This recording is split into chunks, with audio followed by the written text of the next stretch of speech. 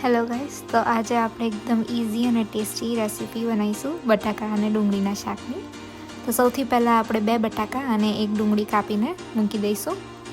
પછી આપણે 6 થી 7 લસણ ફોલીને ટીચી દઈશું અને થોડુંક મરચું પહેલાં નાખીશું લસણ જોડે અને પછી એને ટીચી નાખીશું, એકદમ ઝીણું કરી દઈશું. આપણી લસણની ચટણી આ તૈયાર થઈ ગઈ અહીંયા. પછી એની અંદર આપણે થોડુંક કોરું મરચું, હળદર, બધું સ્વાદ અનુસાર અને આપણે એના ઉપર થોડુંક ધાણા જીરું નાખીશું. ધાણા જીરું થોડુંક વધારે નાખવાનું અને પછી સ્વાદ અનુસાર તમે ગરમ મસાલો ઓપ્શનલ છે હોય તો નાખી શકો છો અને પછી સ્વાદ અનુસાર તમે મીઠું નાખી દેવાનું અંદર.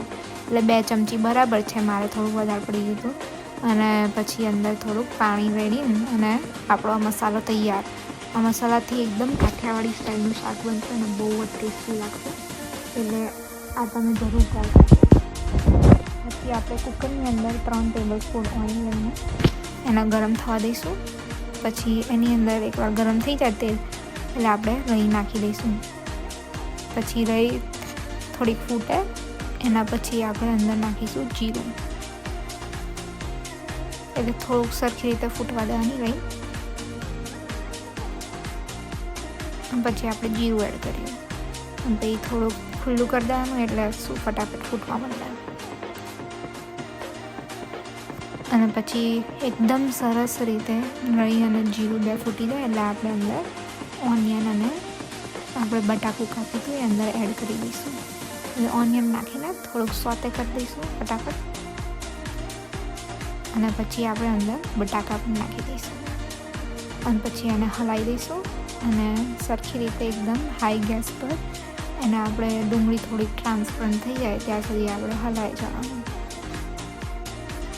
અને પછી તમે અંદર જો ચોંટવા માંડે તો થોડુંક પાણી નાખી શકો છો જરીક જ અને હલાવી જવાનું. એકદમ સરખું થઈ જાય પછી આપણે એની અંદર 1-2 ગ્લાસ પાણી રેડીને જેટલું તમને રસો જોઈએ પછી કુકર 5 સીટી થવા દેવાની. અને આ આપણું શાક રેડી. અને પછી શાકને હલાવવાનું અને પછી જે તમારે જો થોડોક જાડો રસો જોઈતો હોય તો એને આપણે થોડુંક ક્રશ કરી દઈશું બટાકાને. અને એકદમ ટેસ્ટી અને એકદમ કાઠિયાવાડી સ્ટાઈલનું આપણું ડુંગળી બટાકાનું શાક આ રેડી થઈ ગયું છે. બહુ જ ઇઝી રેસીપી છે અને એકદમ ટેસ્ટી બને શાક. જરૂર ટ્રાય કરજો.